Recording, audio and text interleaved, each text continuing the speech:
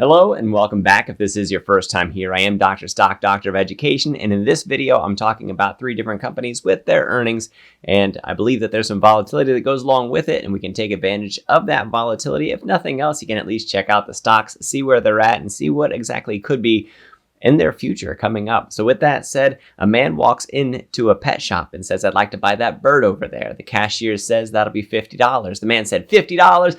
I am not spending $50. The bird says, "Cheap."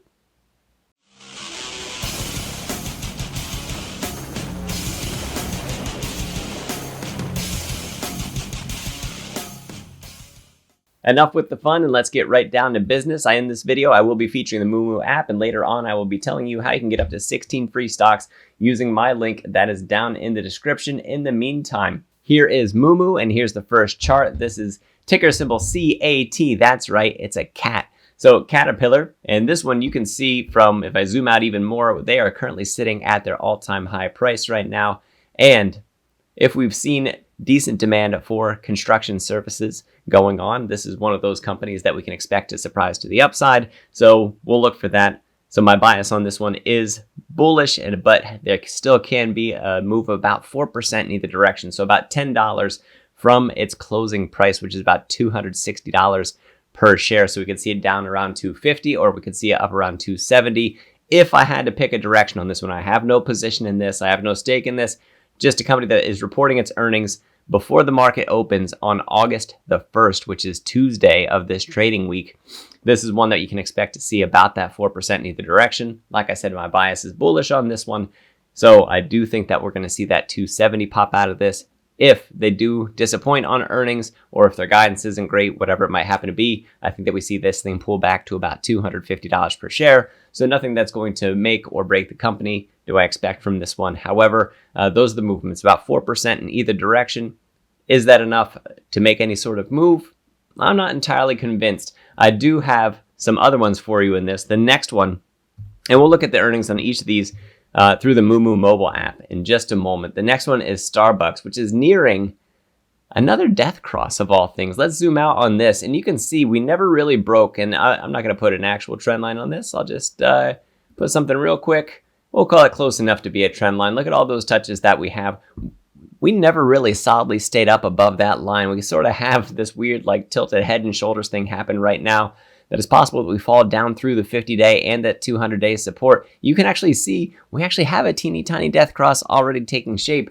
Earnings are going to make or break this one, and SBUX reports its earnings on Tuesday after the market closes. So any positions that you would want to take, and if it's options that you're trying to play the volatility, which is a large reason why I put these videos out there, so that way they bring these ideas to you and you can use them to help make your decisions for what it is that you're going to do. None of this constitutes financial advice, but I do have a bearish bias for SBUX that it is possible that they continue this downtrend and that they do break down through what we have for their supports at the 50-day and the 200-day, which you can see we've sort of been riding along recently, just along that 200-day. Earnings could be that thing that forces the hand downward on this one. So we're going to watch for that pressure. I do anticipate a 5% move in either direction for SBUX, which closed around $100 a share. So that's up to about 106-ish, down to about 96-ish.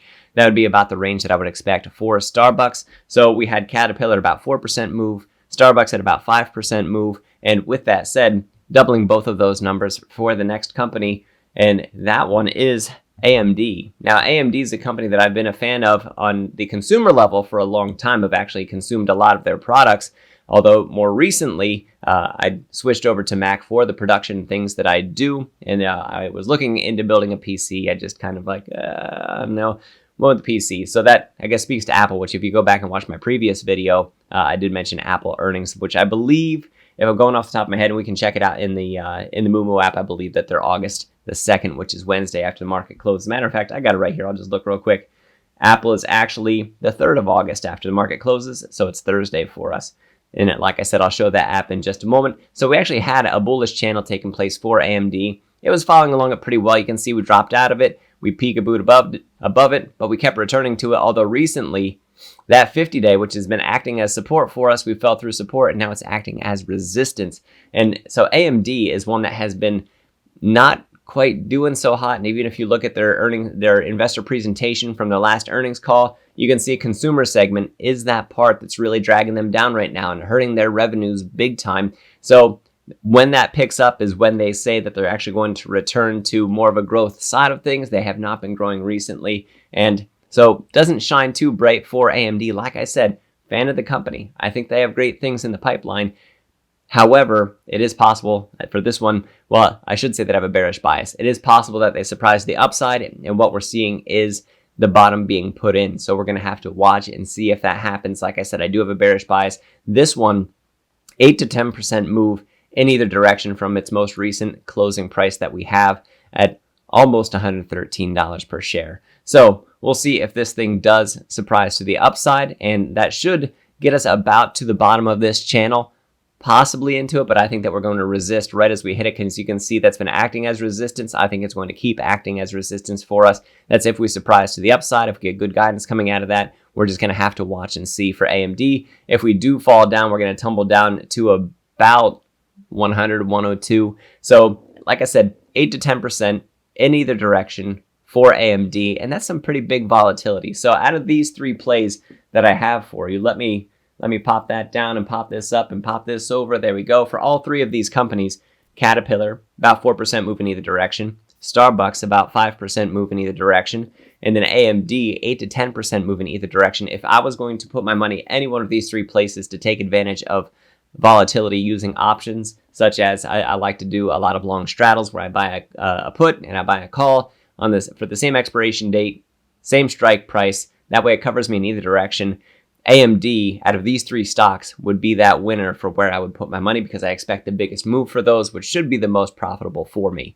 I told you that you could get up to 16 free stocks using Moomoo. Here's what you do. You sign up and using my link that's down in the description. And here are the deposit levels that you could do, 100 up to 5,000. And you get free stocks based on your deposit level, 5 or 15 free stocks, depending on if you're 100 to 1,000 or 5,000. If you do the $5,000 deposit level, you also get one free share of Tesla or EXPE. And as you know, if you follow this channel, I am very bullish on Tesla. I don't follow EXPE, although I feel like it's one that I should look into and see if it's one that I would care to take an investment in. So let me move on from that. I do want to get over to the Moomoo app on mobile.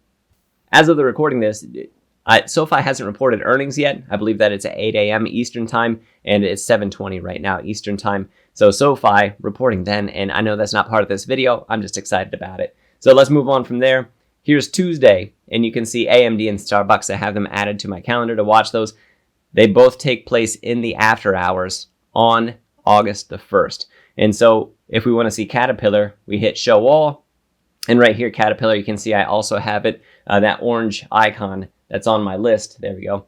That orange icon is the calendar icon that you see there. And that would also indicate that that is added to my calendar. So since that's the first one, we'll go into that, and it says that it's pre-market. So if you scroll down to where it says company, there you go. You can start to see the revenue that they have, that they're growing year over year. And then same thing for net income that is growing year over year. It's part of what leads to my bullish bias that we have.